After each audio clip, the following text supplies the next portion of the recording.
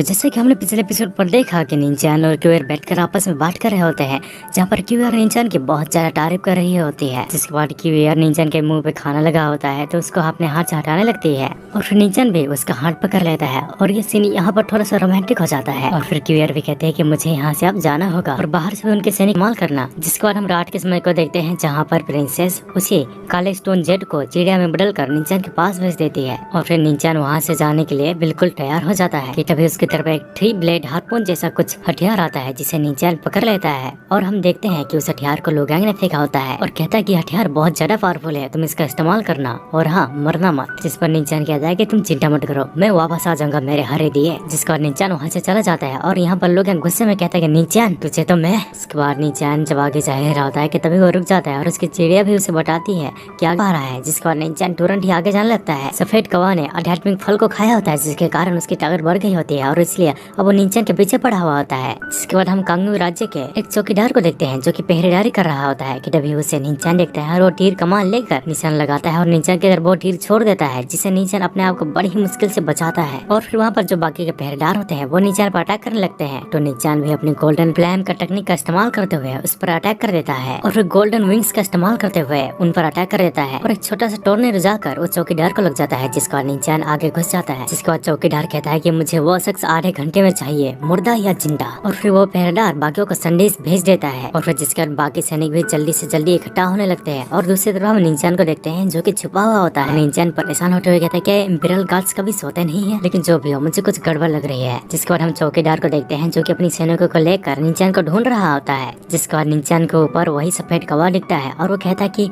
अगर इसे मारना है तो उसके लिए एक मौका चाहिए होगा। जिसका निंजान अपने चिड़िया से कहता है मेरी बात जरा ध्यान से सुनो, मैं इस कौवे का ध्यान भटकाऊंगा और तुम मौका पाकर उसे मार देना, ठीक है। और वो चिड़िया उसकी बात समझ जाती है और इसलिए वो तुरंत ही वहाँ से चली जाती है। जिसके बाद निंजान भाग रहा होता है कि तभी वो एक सैनिक से टकरा जाता है और उधर काला कौवा भी उसे देख लेता है और उसकी तरफ तेजी से जाने लगता है। और इधर जो प्रिंसेस का बर्ड होता है वो भी काले कौवे पर अटैक कर देता है और ये अटैक जाकर सीधा काले कौवे को लगता है और वो दर्द के कारण चिल्लाने लगता है। और उधर निंजान उस गार्ड का भाला लेकर काले कौवा पे चला देता है और वो जाकर सीधा काले कौवे का लगता है और वो छटपटाते हुए नीचे गिरता है और प्रिंसेस की चिड़िया भी उसके गर्दन को काट करके देती है। जिसके बाद काले कौवा की मौत हो जाती है। निंजान अपनी चिड़िया को शाबाशी देता है और फिर अपने पंख निकाल कर सीधा तेजी से आसमान की तरफ जाने लगता है। चौकीदार भी उसे देख लेता है और इसलिए अपने घोड़े का इस्तेमाल करते हुए ऊंची जंप लगाकर कई घरों के छत पर पहुंच जाता है और फिर अपने भाले का इस्तेमाल करते हुए निंजान पर अटैक कर देता है। तो बदले में निंजान भी अपने ड्रैगन डार्ट तकनीक का इस्तेमाल करता है और उस पर एक जबरदस्त अटैक कर देता है और अटैक जाकर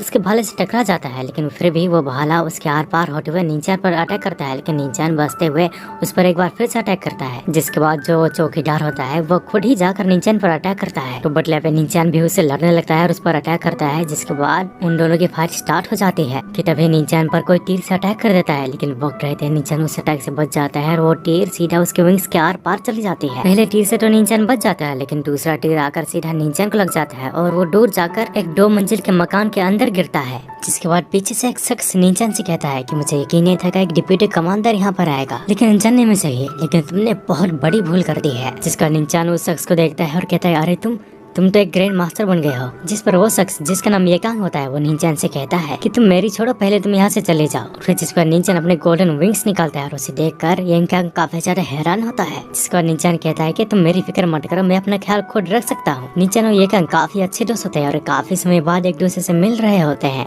कि तब येकांग एक इवल स्माइल लेता है और अपने हाथ से खंजर निकाल कर निंजान को मार देता है। और फिर जिसके पर हमारा जो आज का एपिसोड है यहीं पर एंड हो जाता है। अगर आपको हमारी वीडियो पसंद आई है तो प्लीज हमारे वीडियो को लाइक और वीडियो के नीचे कमेंट करके हमें जरूर बताएगा कि आपको